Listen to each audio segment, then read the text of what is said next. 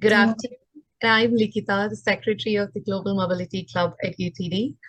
Welcome to the Global Mobility Club's webinar speaker series. The mission and vision of our club is to bring awareness and empower our UTD students, especially JSOM, to pursue global mobility as their course. And this semester, we are conducting 3 events, which one is our case competition, which is on the depths of various topics of the global mobility management, and webinar speaker series, which we inaugurated today in the morning, and a career fair with 8 different leading companies the coming week.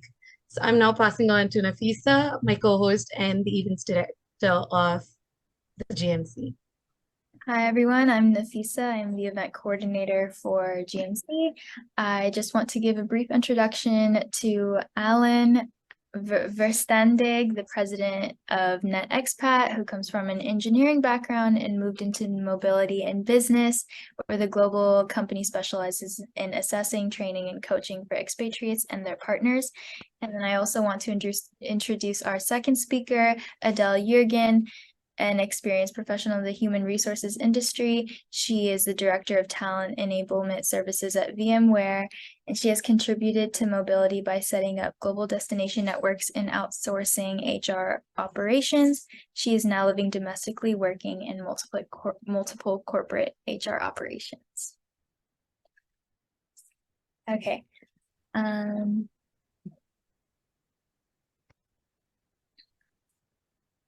Shall we start?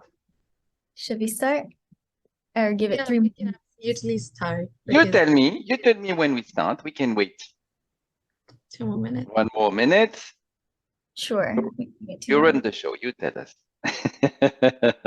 Good, 2 more minutes, and then yeah. It's end of the day, you know, with back-to-back meetings, so I can understand that people have some technical break needed.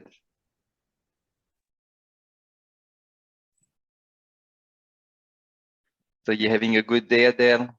I'm having a lovely day. I am just moved to Connecticut from Texas. So I am enjoying that it's 65 degrees here and it's really beautiful. Oh. And it's sunny and yeah, very nice. You How about feel you? spring coming. Oh, spring. The daffodils are coming up. Ah, that is nice. Yes. I'm in Florida. So Florida, nice day today. No hurricane. No, perfect timing. It's we are probably 2 months equally beautiful time now. Yeah. So, all righty. I'm really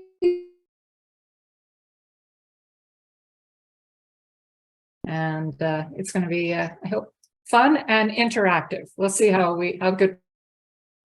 We'll try. Absolutely. Pleasure and honor to have you.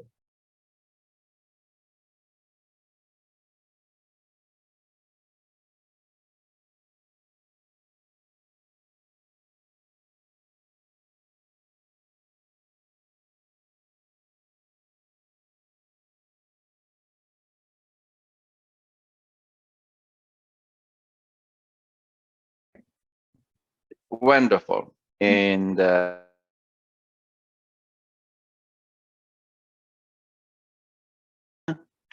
so let me go in full screen. Upload up, present to small.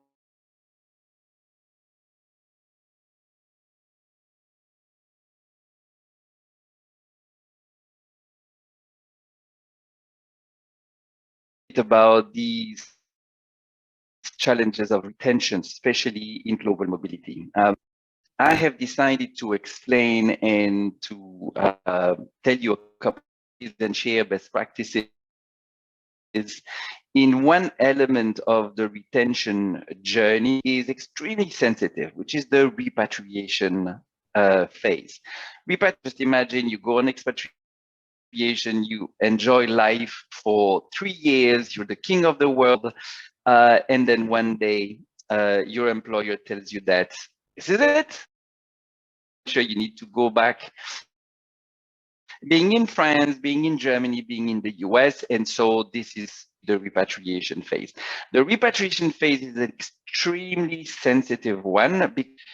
Actually, no one talks so much about it. Everybody feels it in a phase in global mobility where actually corporate the employee, what we call the returnee, the past expat, actually decides to leave the company.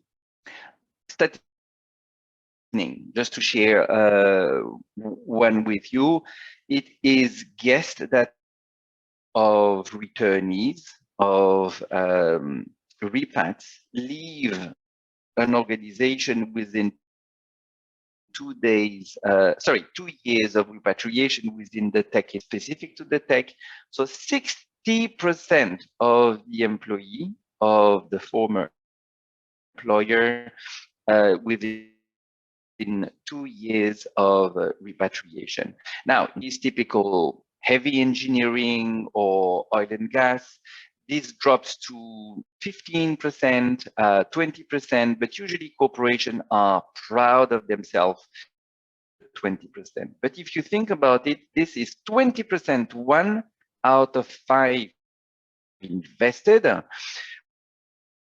which you lose. And we can see here why these talents decide actually to leave the talk. A little cartoon here, just to telling you that repatriation is not back. Most of the issues of the returnees of the repat, they go back.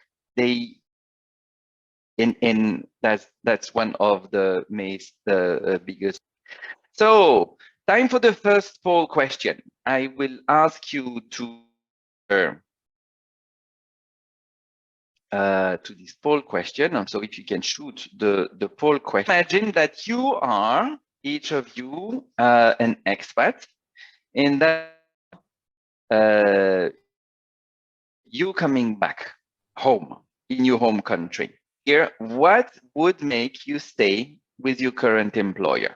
Very simple. You should see the poll thing. Number 1, recognition and leveraging decent experience abroad.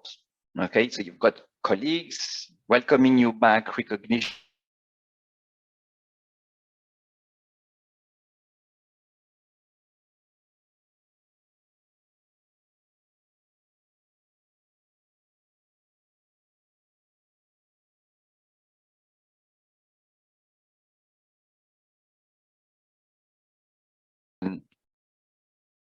Any other reason. So tell me what you think.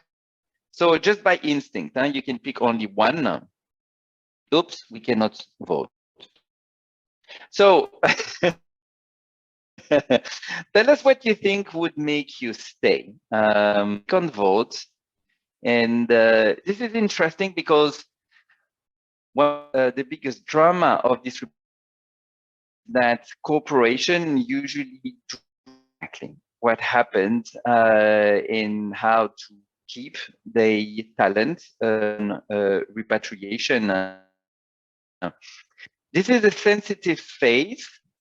Can I go to the next one? I think I can go to the next one. This is not moving, sorry. Yes. So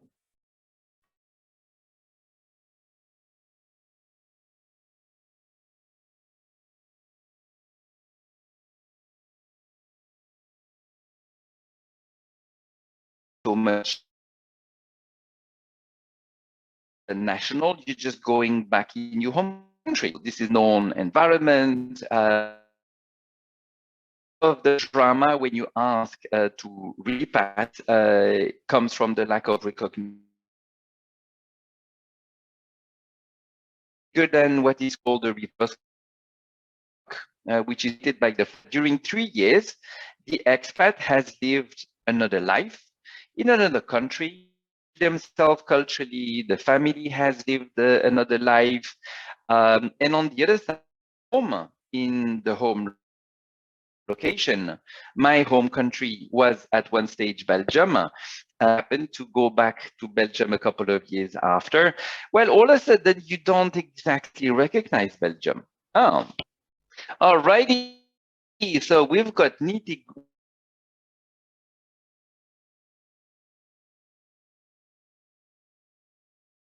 percent of you would stay actually if you receive more money. And 17 would stay if you have some sense of recognition. For you guys who expect more, you don't receive a pay raise when you go. Usually what happens is that your allowances, your expat packages, everything shrinks and you go back to your normal salary.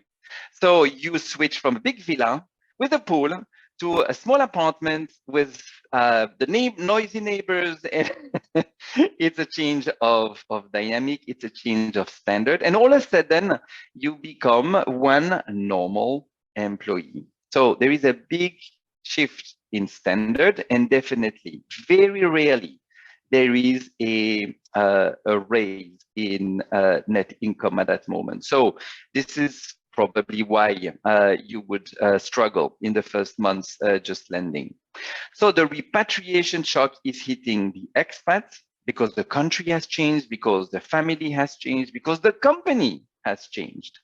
And also what happens is that expats usually when they come back home, they tend to be pretty self-centered. They repat coming back home during the first week, keep speaking about themselves. They keep speaking about their own experience, and a repat is pretty boring in the first few weeks of repatriation and very difficult to connect with for a local. So it's all about the beautiful expatriation, it's all about them, and very little about the potential the potential colleagues who stayed home.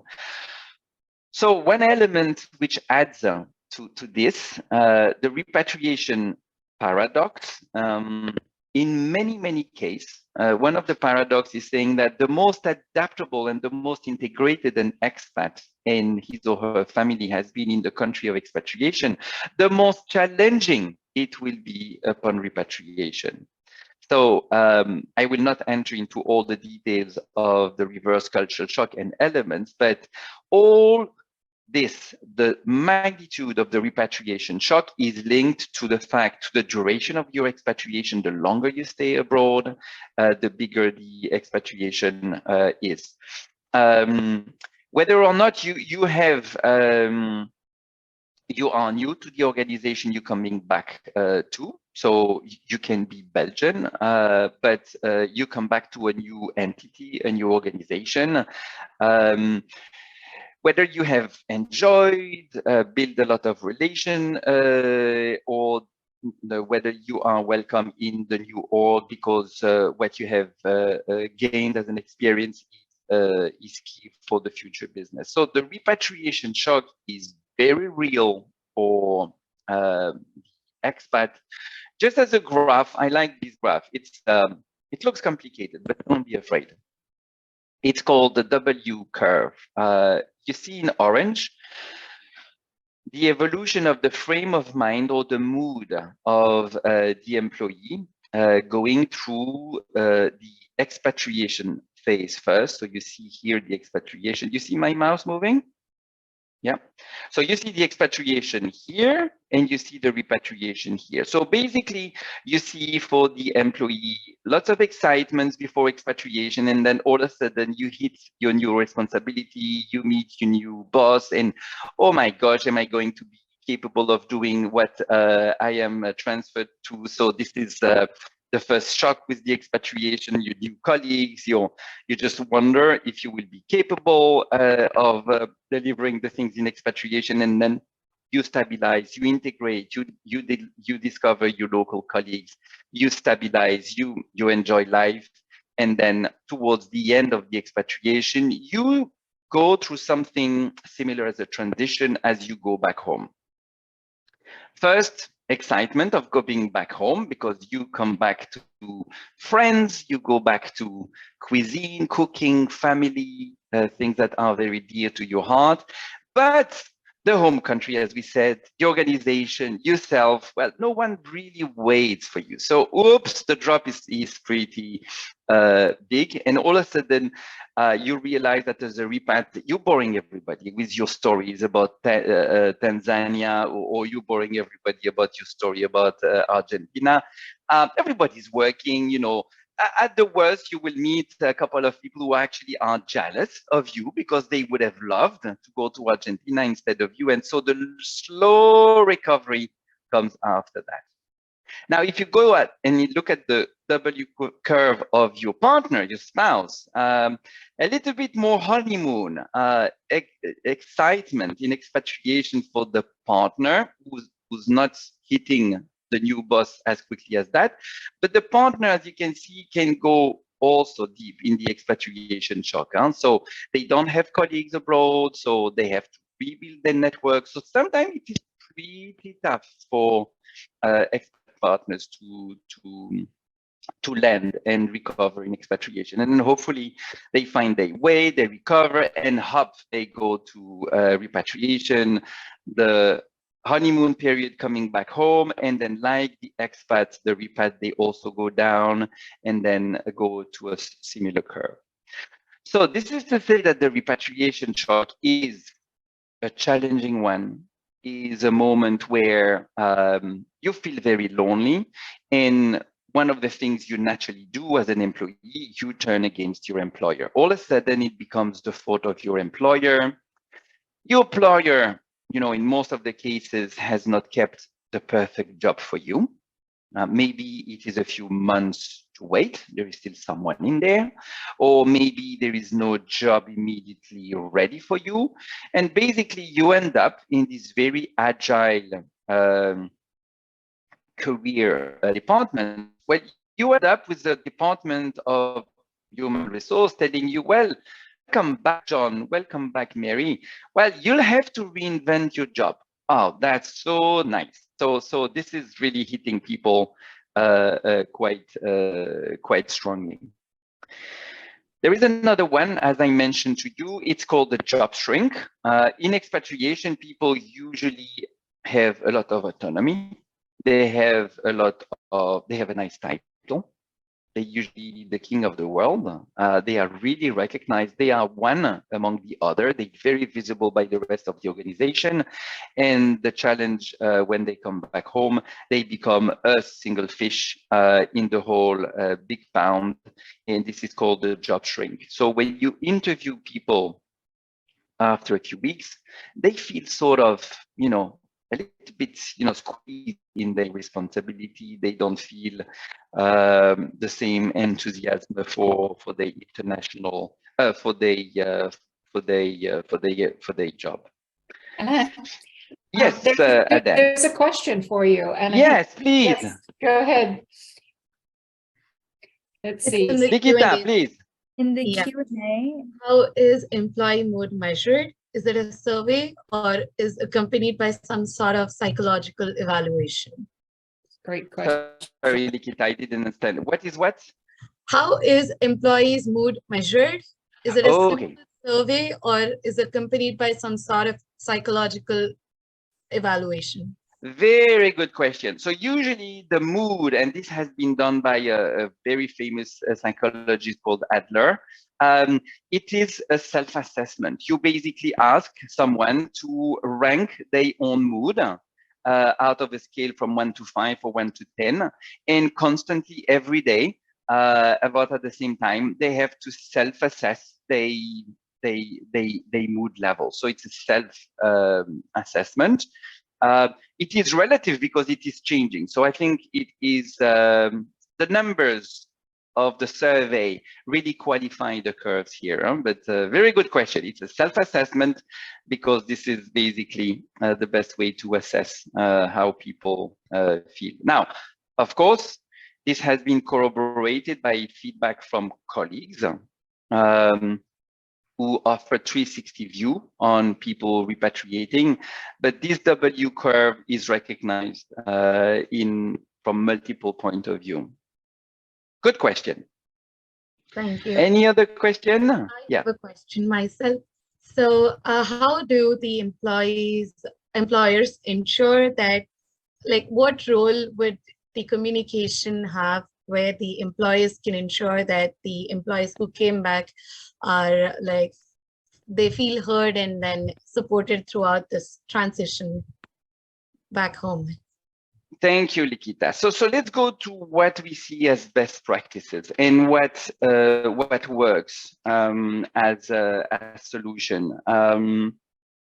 Some of the concepts that have been put in place is, so the key driving component of the repatriation is, of course, the employee themselves. So the first element, you need to make sure that the employee themselves, about 6 months before repatriation, are self-aware of what will happen to them. So don't let them dream. You're not coming back and you will not have 100 people waiting for you in the airport with signs and joy. Nope, this will not happen. You're coming back home, and at the most, you will bore everybody after a couple of days. So waking up people to the fact that they come back from expatriation, that this is not needed the end of an adventure. It is a transition to a new adventure, but they will need to drive things. They will need to reposition themselves.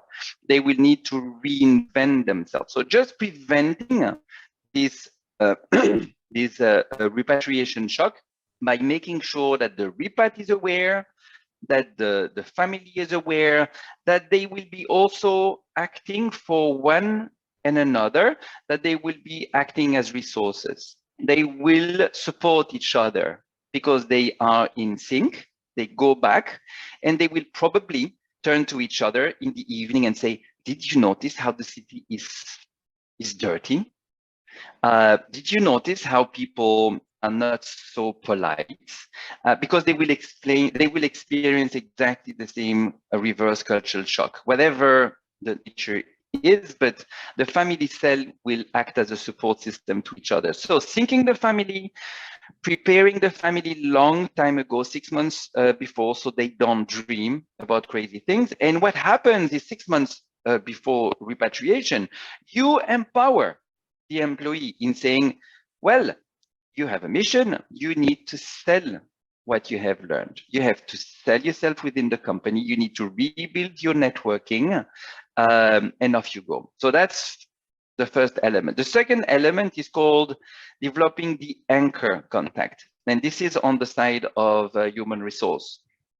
Someone in human resource, in talent management, should manage the career reintegration of the assignee.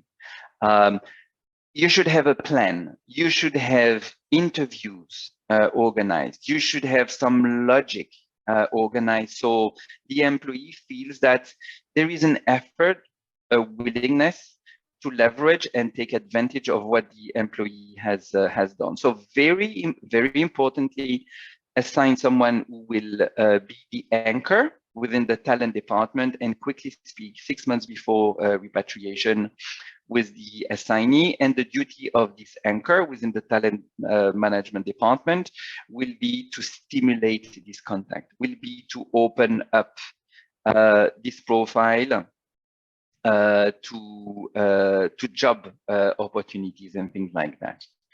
The third element is to expose and to offer some training or coaching to the repat. This is one of the things we love doing because it's a very intimate type of training and coaching. We sit with the people and we go to the bottom of the experience. We try to have them spit out what was great, what was they struggle, what do they come with, why did they grow, and what did they gain during this expatriation. So very, very important, you need to write the story of your expatriation in a very rational, open way. You need to assess what went great, what was not that terrific, and you need to plan already what's ahead of you. So this is gone through personal, individual training or coaching. So you help the employee reposition themselves and flip some pages. So that's very, very important. So these are elements, Likita, of what really works. But one of the questions here in the poll question, maybe Jackson, you can shoot the second poll question. So one of the drama of repatriation is because no one clearly understands who owns the process of repatriation. So question to all of you, who do you think should own the repatriation process or the repatriation phase? Number one, the home country HR or talent management department. Number two, the host HR organization talent management. Number three, global mobility, the global mobility department. Number four, global talent management at global level. Number five, the business line. Number six, the employee themselves. Number seven, other. So make your votes and tell us, who do you think should be responsible and maybe accountable for this repatriation? So maybe you will have Adele jumping in a second. Adele, do you want to share your view? Who do you think should own this repatriation phase? You're muted. You're trying to give away my presentation, because No, I get into I wouldn't exactly dare. some of this. Like, how can you point to one person? And each organization could be quite different in what would be the right fit. So Yeah. like most things in HR, there are some wrong answers, but there's a lot of different directions you can take. But I'm curious to see what everyone sort of instinctually through your presentation thinks. Yeah. And one of the challenges of the repatriation is that all of a sudden everybody is wondering, but after all, who owns this expat? You know, who should? This is the end of something. So global mobility has its job. Well, it's not global mobility responsibility to take care of the repat. Host HR, you know, they have welcomed this talent for a while, and then okay, back to you. You know, this is back to you. So home HR said, you know what? I haven't seen this guy or this lady for years. We don't have this person anymore on our payroll. So why should I own this person? The employee themselves don't always have the feeling that they should drive that themselves. So Jackson, whatever you've got the answer, the challenge you understand through my question is that it is not very clear. Global mobility, 50%. Well, it's true that global mobility should properly end a process. So global mobility has helped the talent to move abroad. The least global mobility should do is making sure that the talent comes back nicely, safely, motivated, and given in the hands of someone. But given in the hands of someone. And so it's more of a responsibility of transition. Home HR, yes, definitely home HR owns this talent. The future career is probably in their hands. So they have probably sent this talent in developmental assignment for a few years. So they need to take it back and just leverage all these learning. Global talent management, absolutely, should also own it. It's part of the total global talent pool and should also have a say. I'm surprised no one said the employee themselves. Well, in 2023, definitely the employee is responsible for their own career development, and they should definitely not wait on a nice, comfortable sofa to be served their next job. They need to be prepared to reposition themselves. So the answer, like Adele said, is not easy.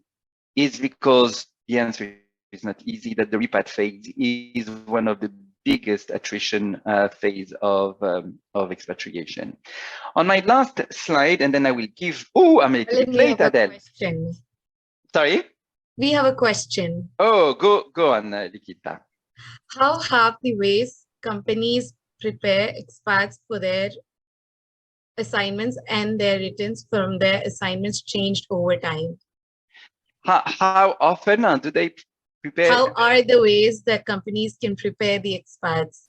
Okay, so usually companies do prepare the expat in two ways. Internally, they might have ways to brief, to prepare, to introduce. So this is done by the inside resources, by learning and development, or it is externalized to service provider like NetExpat. We are mandated, and our pleasure is to help corporation to do exactly that. So you can do that internally, externally. Usually it is a specialized mission. So one portion is started by the company themselves, and then the nitty-gritty, when you enter into the details, the more personal element, you externalize that to an independent body. One of the beauty also to having an independent external source is that as an employee, you will probably be more honest, you will be more relaxed, you will open up. And also us as an independent party from the company, we can say things as they are to an employee. We can wake them up. We can say, okay, you have had a beautiful expatriation for a few years. You have had this chance. Don't stop there. You need to continue your career. You need to drive this. It's not, the role of your talent department. So we can probably say this in a little bit more active way than the HR department themselves. It's a nice symbiotic relation and duty from the organization from outside the organization. Adele, do you want to complete my answer? No, that's just fine. That's perfect. So on the last slide, and then I will want to leave enough time to Adele to share what she wants to share with you. Just as a summary, for happy repat and minimizing the talent bleed that happens on the repatriation side, just make sure that you prepare everyone, that you prepare your expat, that you prepare your talent management, that you have people assigned with the responsibility of owning these people. So they should trace them. Someone six months before repatriation should have the responsibility of contacting them and say, hey, we will start your repatriation phase. We will discuss this all together. Of course, make sure that everybody understands that the repatriation is not just about arriving home. It's much more complex than this. And no one should underestimate the reverse cultural shock. And this is very important to understand at each stage, so you can help employees and all parties. Treat the employee re-entry as you would with a new employee. Very often, there is a proper welcoming, proper clarification that is needed. So don't speed up this because this employee was one of yours three years ago. And the last point, don't underestimate the role of the partners and the children.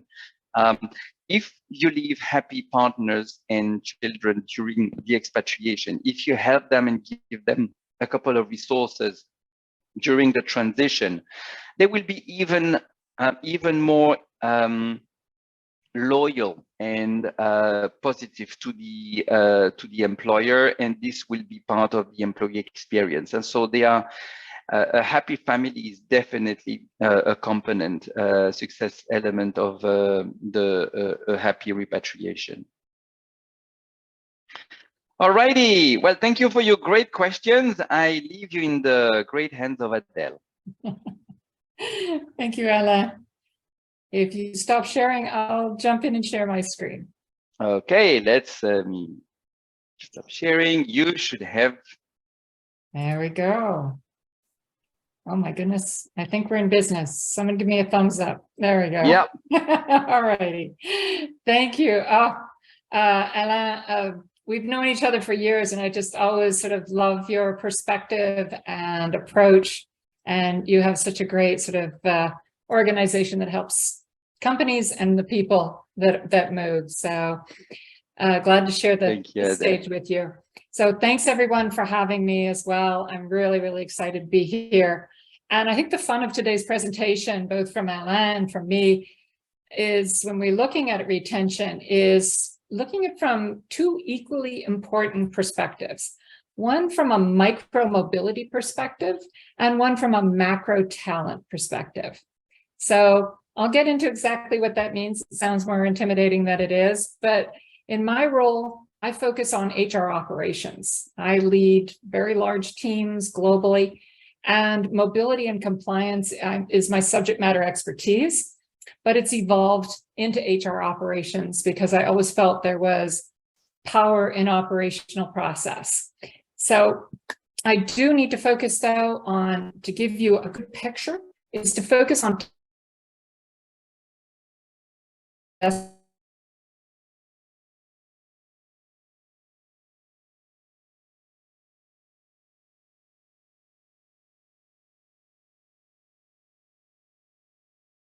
This is, I think, one of my most favorite slides because it has the most possible on it, and everything they tell you in PowerPoint only put 3 bullets up. Well, I think I lost on that one. But this actually is my North Star. It's really my compass. When I look at talent, whether I'm looking at operations, looking at transforming global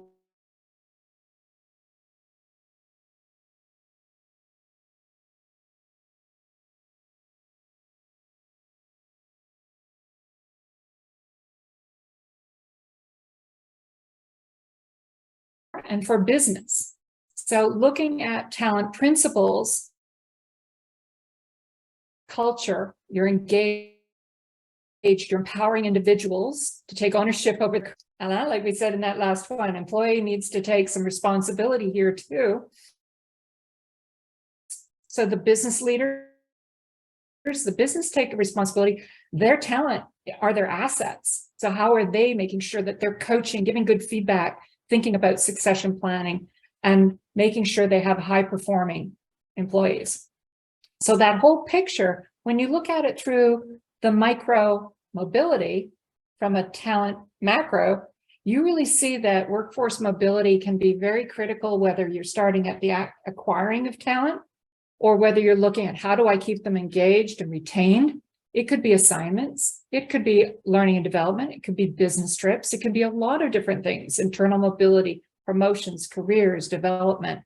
All of those frames can exist, but if you don't have mobility woven into those and integrated, then your mobility ROI is going to be very limited. And what's exciting talking to all of you are you're fans and passionate about mobility or interested in it. Here's a way that you can really change the direction of an HR organization's approach to mobility. And I think that's really exciting in this day and age. So I like to use the expression instead of retention. It sounds very, I don't know, kind of like you can't get out. I don't know, just hold them, lock the doors, is stickiness. Why do they want to stay? Why do people want to just stay with your organization? And again, like multiple choice questions, they can be really hard if you sort of say it's one or another. There's usually more reasons people want to stay. And, when you're forced to choose, money or, be recognized for all the things I learned, it's tricky if you have to choose one or the other. Different times in your career, you're going to say money for sure. I know I did. And it's like, I'll leave to go to another organization for more money. Or I'm staying at this organization because I keep getting these great opportunities to just be a new me and try different things. And they let me try, they even let me fail and they let me try again. I want to be in this organization. So there's different things that drive stickiness. And I think mobility are those areas when a person comes back, do they need a promotion? They want to just say, I was just so thrilled to have had the opportunity. And my family had a great experience. I had a great experience. I'm cool. I'm good. I can chill here. I can just do sort of what I was doing before, or maybe I'm motivated to where's the next rung on the ladder? So I think all of those factors need to be considered as you look at retention, as you look at stickiness. So another graphic. So I have 2 North Stars, so I won't get lost. So there's readiness and retention. I think are things that if you marry those together, you really are helping yourself sort of plan and optimize, whether it's policy, whether it's a workflow, whether it's how you sort of engage with your employees. All of these areas are angles of where you can prepare people to become more ready, whether you're building a pool of talent to go on that will have that opportunity when an assignment opens up. So, and this also gives you another, I think, depth of perception into diversity and inclusion, which has been something very, very close to my heart as I've worked through different companies. And this has really become a core fundamental of our programs. And that too can create stickiness. If people feel there's an opportunity that they're going to be included, that they're going to have those opportunities, that it isn't just a particular type of person in a particular role who tend to get these opportunities. So being able to influence this and weave diversity and inclusion into your principles and into your policies are really helpful to influence and sort of change where a company has maybe gone in the past and where they can go in the future. And again, I believe all of these make people more ready and they make them more retained and engaged in the organization.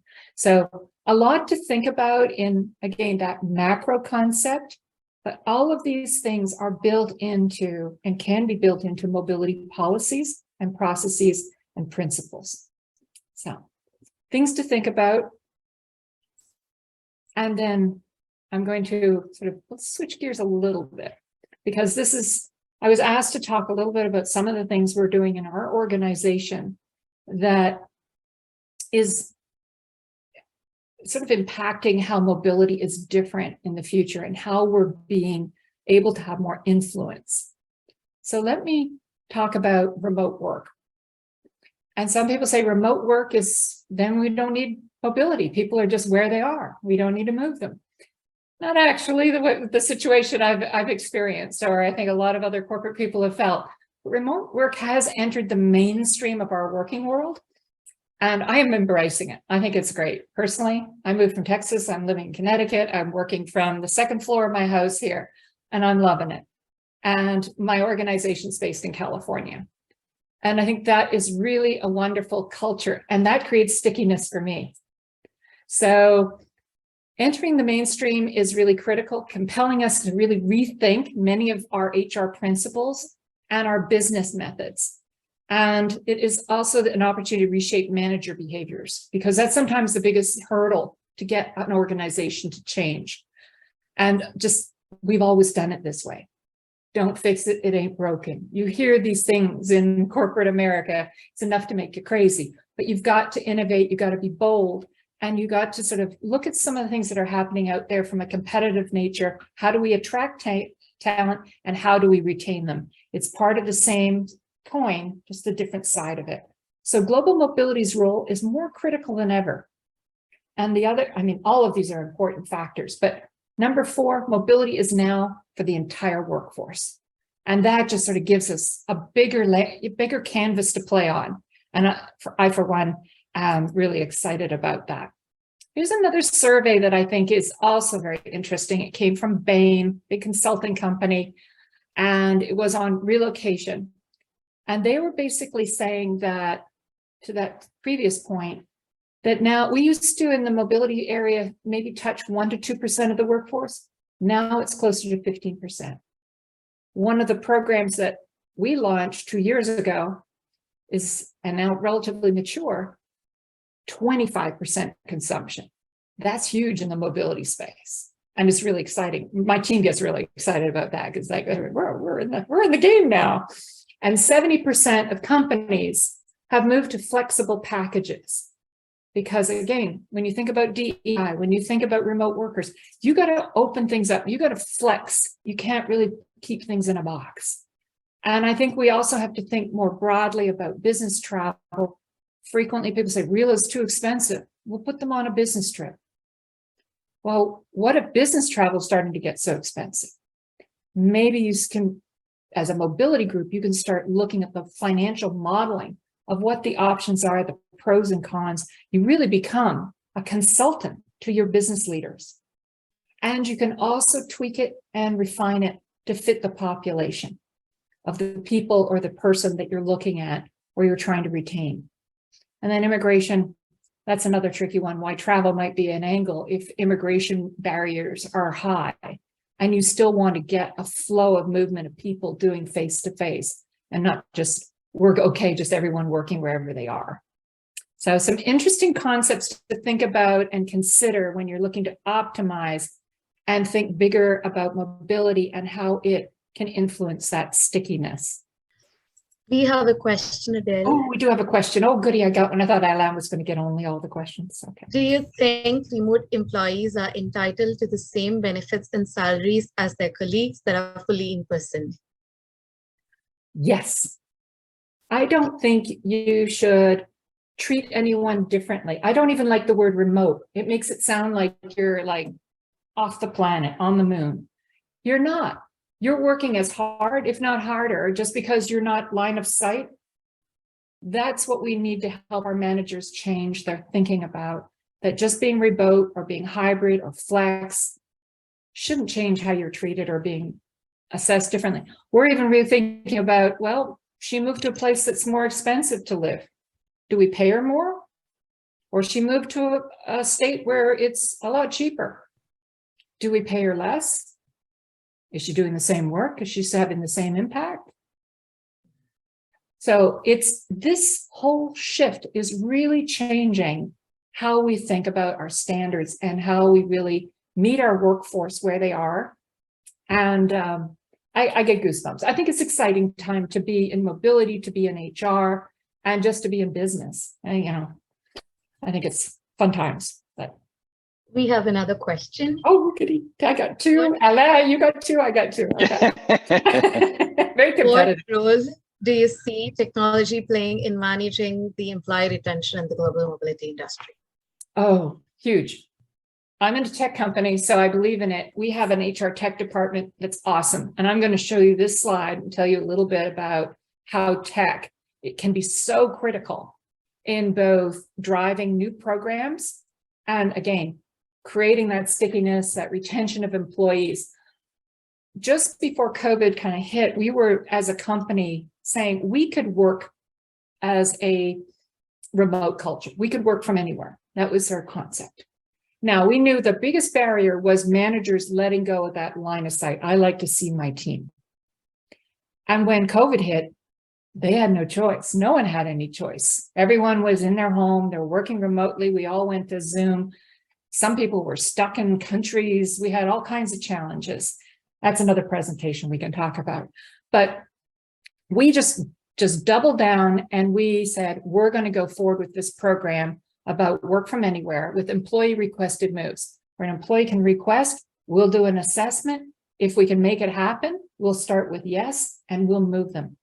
But we weren't going to stop with just their physical move from Texas to Connecticut. What about if they just wanted to change their seat in an office? What if they wanted to just go to a different office? What if they wanted to just change countries, not just a state? All different payroll issues, different compensation issues, different compliance issues. We needed our tech company. We had an Excel spreadsheet on steroids that we were trying to track all this and do the right thing. And I said, someone's going to make a mistake and it's not going to be pretty. And the HR tech team says, this thing's taken off like crazy. We're going viral with employee requested moves. Let's get this right. And we all just sort of designed it from the bottom up. We had a few of our external partners that we work with help they said, this is exciting. We love working with you guys because you're just like, you're way ahead. And so we had people doing stuff for free just to be part of the beta test of doing this. And we stood up a program in 7 months and we had it all set up with technology. If you have your own internal tech teams, that's great. Or you have great vendors who can bring you some templates, can bring you some, off the shelf stuff and work from there. Take any tech you can get. But you've got to prove that you've got the consumption when you can say 25% of the population's using this and they love it. And they're staying with us because we have the culture and we give them this choice. Oh boy. And then TA's on the phone, talent acquisition, calling you saying, this is the most awesome thing. Do you have some talking points for me? Because I'm attracting talent to join our company because we have this program and this is exciting people. So this is where the innovation, being bold, taking chances. And then when the pandemic slowly disappeared, I don't know when it actually did disappear. It just seemed like, here we are standing out here looking around and we're going, so we're not changing this, right? And all the employees were like, don't change this. And we're going, no, we're just going to keep on going here. And I think that's the excitement of taking those chances, taking that when a door opens just a little bit, push your way through, be bold, and hopefully you'll have the experience of other companies that have done something like this. But it's going to be different, one company to the other, different cultures, different sizes, shapes, thinking, moments in time. But that's the exciting part of being a great professional. Well, and I know at UT Dallas, you're getting a great education to really be able to leverage what you're learning there and bring those thoughts and that enthusiasm to where you're going with your career. So I get pretty darn excited. I don't have any polling questions, but I did get 2 questions, so that counts. So future of mobility functions, just to wind it up for you, is that what I believe, again, I told you, I warned you, I'm an ops person. I really believe that you can build the best operations, but if you're not doing it on the benefit of a great HR strategy, that, again, my North Stars, thinking that through and building it to support that, you're going to miss a great opportunity to have best in class. And here's four criteria I drive by: is being consultative, being analytic. Don't just look at data points like how much do we spend, how many volume of people do we have. Look at predictive. That's where the real insights are. Being agile, taking risks, enabling, and then be smart about how you set up your program and where you're working. Make sure that they're looking at, a certain balance between internal expertise and external expertise.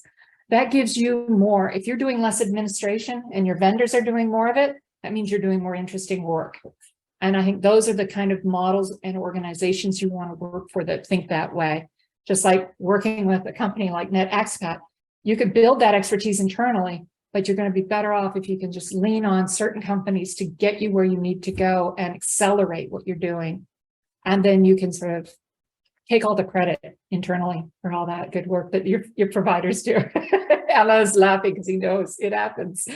So that's where I will leave you with a big thanks from Connecticut. And I really appreciate the time. If there's any questions, let's open it up. We have a question. How can someone know when when they're negotiating about the benefits and the salaries when they come back or when they move to the other place? Okay, so our technology has a tool where you can say, I'm moving here, and it will give you the salary ranges. So information is power, and knowing, hey, am I going to be going up or down? Do you think my boss is going to resist having me move to a remote location if they're going to have to pay double for me? I'll tell you an honest story. I wanted to move to Switzerland and I put in for it. I did all the research. I was ready to go. And they said, Adele, you'd be twice as expensive for us. And I'm like, I know I'm really valuable. I know I do a really good job, but I thought that was going to be a hard negotiating stance to do that. So sometimes you have to look and you have to sort of figure out, is this the right moment? Is this the right moment in time for me to do this? And I get it. That was that situation that was there. So sometimes there are other situations, but how do you negotiate that? I think you have to think of, what am I bringing to the table? How important and valued are my skills? And have an honest conversation with your manager, or even your manager's manager if you're not feeling comfortable there. Maybe I can add a little bit to your perspective, Adele. There is a big trend which is coming like a huge wave, which is touching everybody. It's the notion of pay equity. So to your question, all these elements and question mark around pay, when you come back, when you go on expatriation, will become more and more transparent. And my advice, like Adele, discuss this openly with your employer. Your employer, chances are that they also committed to becoming more transparent, more equitable in the way they discuss this with you. Your duty as an individual is to think twice what you want, is to think twice who you take with you in your, as a family journey. When do you want to go on expatriation? When you would ideally wish to come back? So if you drive your side and you open with your employer, on the other side, you'll probably find an employer which is more transparent, with more and stronger element of pay equity. So we're growing a world which is better, more equitable, and easier to work in. Thank you, Ellen. We have a few more questions popping in. I'll quickly read them. So how do you balance, as an employer, how do you balance the need to provide employees with career development opportunities to retain them via global mobility, but also ensure that they remain engaged and motivated in their current roles? That's a good question. You want to jump in, Adele? Go ahead, Adele. So this is, please, yeah. I'll get started, and because I think you can also build on. Is I think if you're really going to give someone an opportunity for career development, you have to decide what is the scope of that, and is it a full-time job? How can you sort of ask someone to do two jobs? So I think we have to decide here: is it a stretch assignment that you're asking them to do, and it includes mobility, or is it something that is, really just, you should be giving them that opportunity? Is it a role that is open and they want to apply for it? Isn't it an internal mobility situation? So I think you have to really sort of look at that, because I think it would be difficult, and even to the point of unfair, is having someone sort of do two jobs at once and then succeed at both. That doesn't seem quite right. So I think you have to sort of create those opportunities. In our organization, we have take programs where you can take like 2 months or 3 months to do like a short-term assignment after you've been with the company for a couple of years. So there's sometimes opportunities that you can actually formulate within an organization, so people can just don't necessarily have to leave their job, but leave it for a moment to do it, to focus 100% on something new. Alain, what's your experience in seeing that sort of balance? Well, talent management, talent retention is more open to discussion than ever. I think that employers know since a while that the war for talent is a reality. So my advice: be transparent and speak up. Project and be transparent about your wishes. But on the other side, just know the reality of business. If you go too fast through some department, you will not be able to deliver an impact on what you're touching.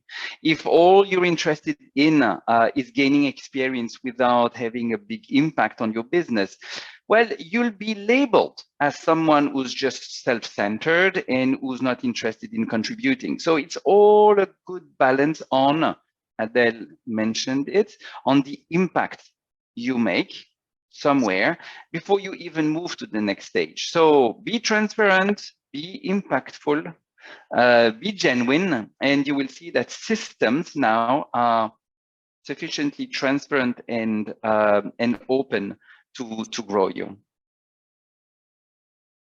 Thank you, Ellen. We have another question.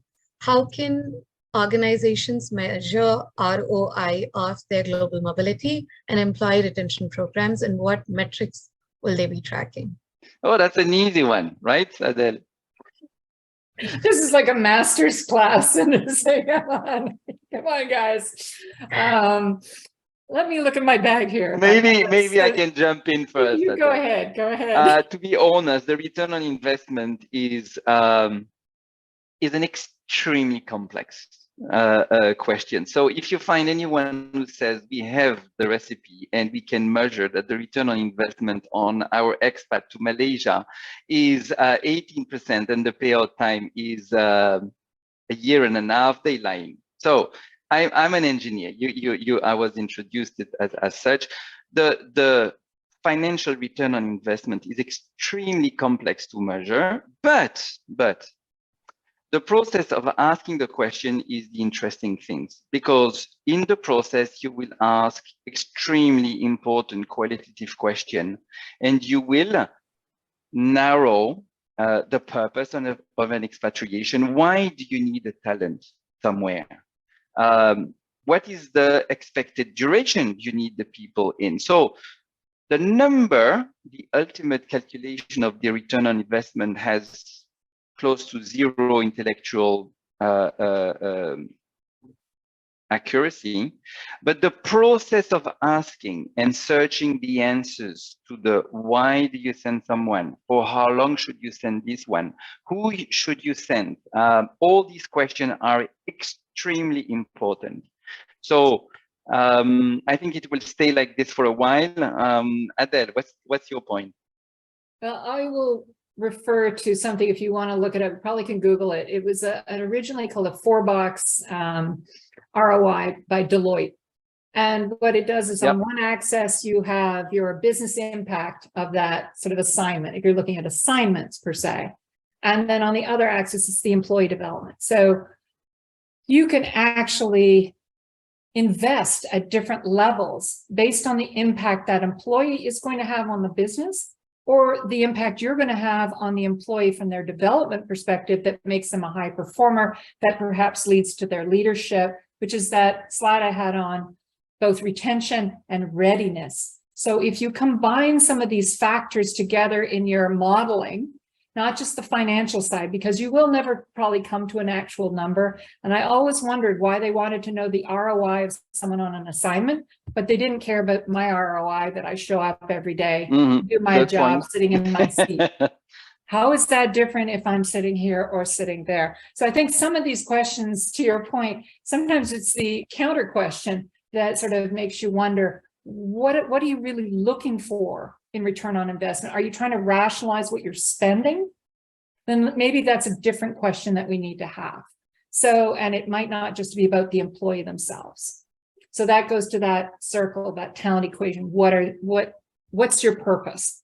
So I'm a bit counter on that whole ROI for global mobility sitting on their shoulders. Thanks, Adele. Good question. How can organizations use technology to reduce the cost of transferring employees? I know this is totally, unrelated, but then people do want to know. Oh, this is huge. Oh, it's a good one. Yeah. Yeah, let me jump in, and Alan, I'm sure from your perspective on building technology and how important it is. But first of all, you reduce the cost of transferring employees. Again, that's a bit, I think we could be a bit more specific on, you can look at experience. Technology can do a lot of self-service. So you could have maybe from an operations person, I don't need to have a biggest team because on the phone talking to people, they can actually self-service, like that tool about the employee requested moves. It's all self-service. We work behind the scenes a little bit on doing assessments, making sure everything stays compliant, but generally it workflows through the technology. It's brilliant. And there's very little sort of downtime. And everyone knows where they're at in the processes. So it really provides a lot of efficiency for managers, for employees, for my operations team. So technology can really reduce the cost in a big way, but you can look at it from different perspectives. And so, Alain, what have you found from technology as from a cost driving? Absolutely agree. So technology can not only allow the human touch to be concentrated on more added elements, but also technology. We have a tool where you can sort of play on the predictive analytics to see how much of an international assignment will be a success from a cultural point of view. So technology, our tool, and some others are able to predict a potential potential miseries, potential assignment failure, and so save cost by sending the people under the right format, in the right culture, with the right training and support. So you're optimizing the whole story and you create more win-wins through technology. So predictive analytics is quite amazing and begins to be there. The whole story of technology will allow mobility probably to become more human, quicker, in a more effective way. So absolutely, more technology will help us.